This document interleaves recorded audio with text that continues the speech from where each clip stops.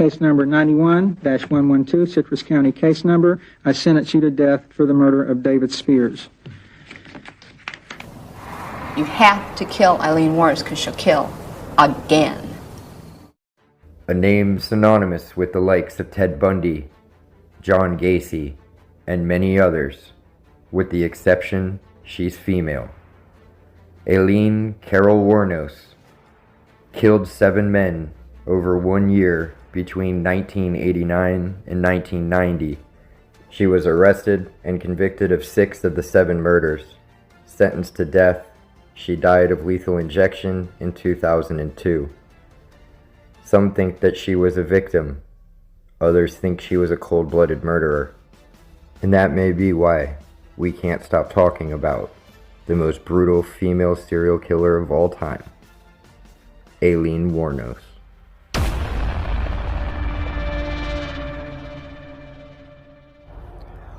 Alright, my friends, I hope you all had a wonderful holidays. We are going to kick off 2023 with a brand new video from the woods of Chassawisca, or as we used to call it growing up, Case of Whiskey. But for those of you who don't know, this is where the second victim of the serial killer Aileen Wuornos was found. His name was Devid Spears. We're going to see if we can contact him tonight and maybe find out some information about what happened, maybe what his interactions with Aileen were before all of this happened. And I'm going to take you guys along with me. Welcome back to the journey, my friends.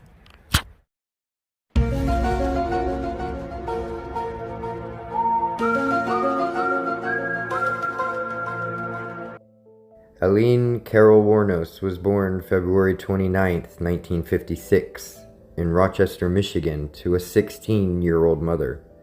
Her father was convicted of child molestation after her birth and killed himself a few years later in prison.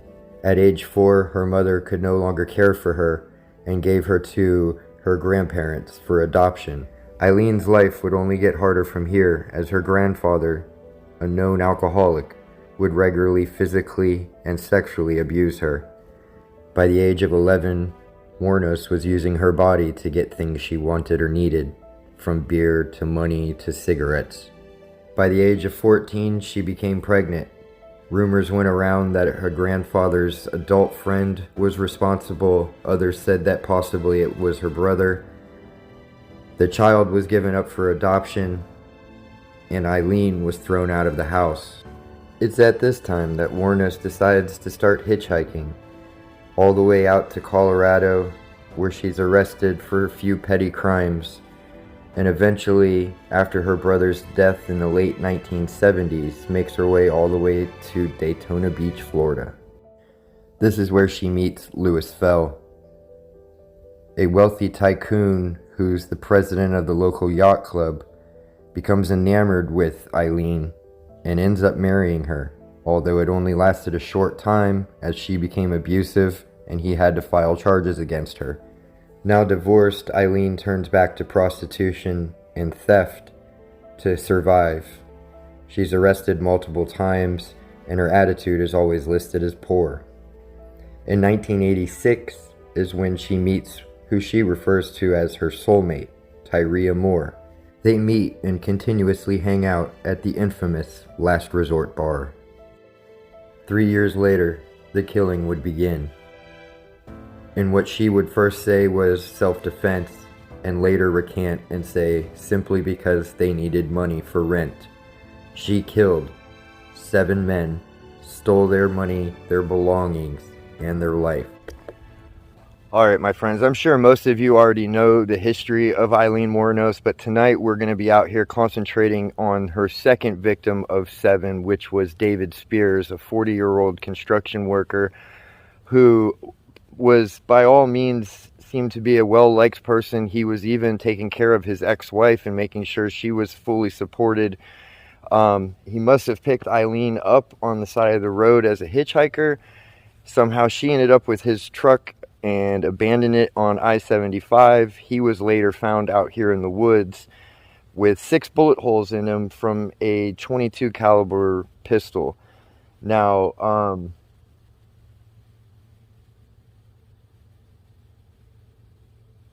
I feel like I'm hearing footsteps back here. being in the woods, it could be animals, it could be any number of things, but yeah, I figured tonight I would try to use the Necrophonic app and see if we could contact Mr. Spears. So they found David's body back here laying in the woods. I don't think I caught that.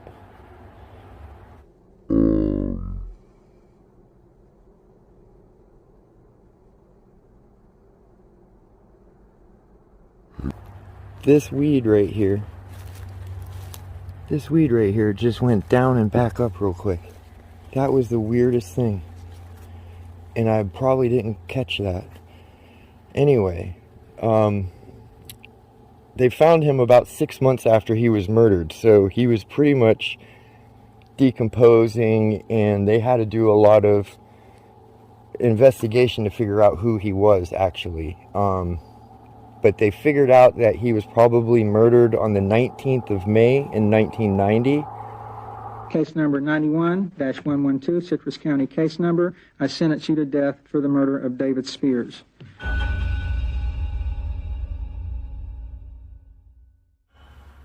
Devid Spears, are you here with me tonight?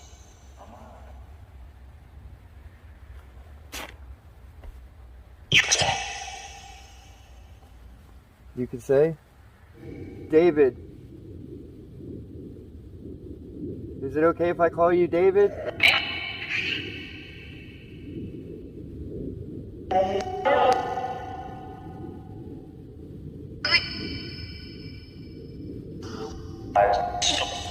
David, do you remember what happened to you?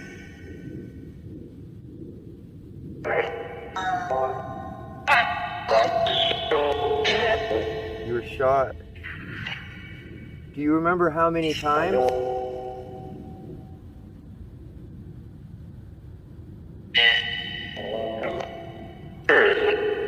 lot. It hurt. Do you remember who did that to you?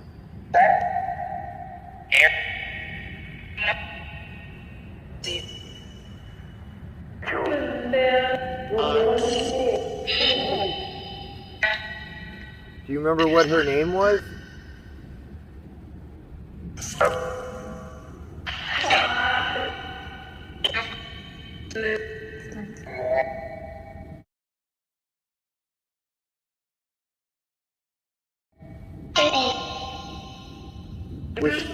Was she hitchhiking when you picked her up?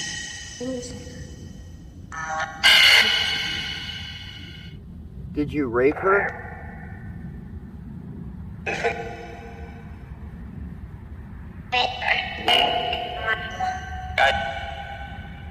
I only asked because she said that you raped her and that's why she shot you. That's wrong? So she said yes to having sex with you. Did she shoot you afterwards?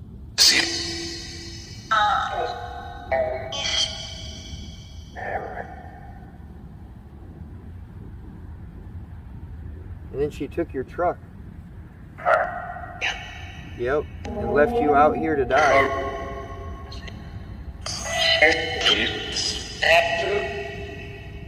Did you know that she got caught?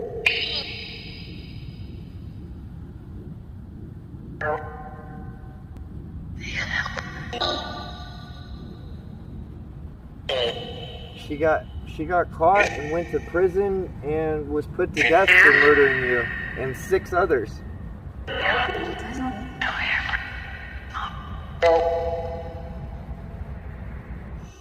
And because she killed you, it was her word against nothing. So I'm glad that, I'm almost positive I heard that was wrong when it said that he raped her. From what everybody said, you didn't seem like that kind of guy.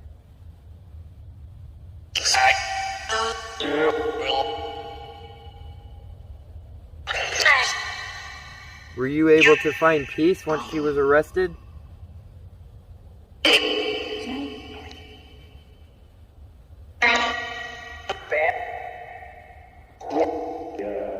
Well, thank you again for talking to me. I'm gonna go.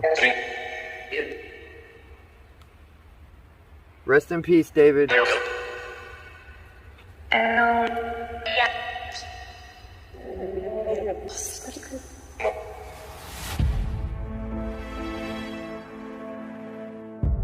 That I killed those 7 men in first-degree murder and robbery. As they said, they had it right. A serial killer. Not so much like thrill kill. I was into the robbing biz. Okay, I cannot go in the execution chamber and die in the execution chamber as a liar. And I cannot go in the execution chamber and be executed under the devil. I pretty much had them selected that they were going to die.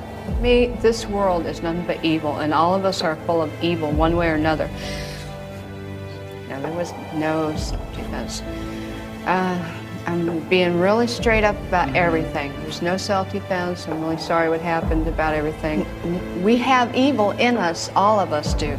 And my evil would just happen to come out because of the circumstances of what I was doing. Hitchhiking, hooking. Oh, I was just doing a lying biz. That was just my lying gig, try to beat the system. I carried the gun for protection, but then I got where I was getting a real problem and our rent was due. You have to kill Aileen Wuornos because she'll kill again. All right, my friends, I think I understood quite a bit of that at the time. I'm hoping that what I was hearing is what I actually hear when I listen to this back. But I feel like that was a very interesting conversation, and a lot of questions that I had, I probably forgot, but I got a lot of the good ones out there, so I can't wait to listen to that back. But this was a very sad story because, like I said, by all accounts, this was a very, very nice man. I mean, he was even, not because the court was telling him to, but because he wanted to make sure that his ex-wife was financially supported. He was taking care of her. Just a genuine dude, it seemed like. So it was really sad to hear that this happened to him. It's really crazy to think that she tried to say he raped her, which was way out of character for him. And it sounded like he even said that that was wrong. So I can't wait to get you guys' opinion on it. Thank you so much for watching. If you're new to the channel, don't forget to subscribe. As always, hit that thumbs up on the way out. Check out the journeyisthedestination.shop for all your merch. And I'll see you on the next Explorer, my friends. Much love.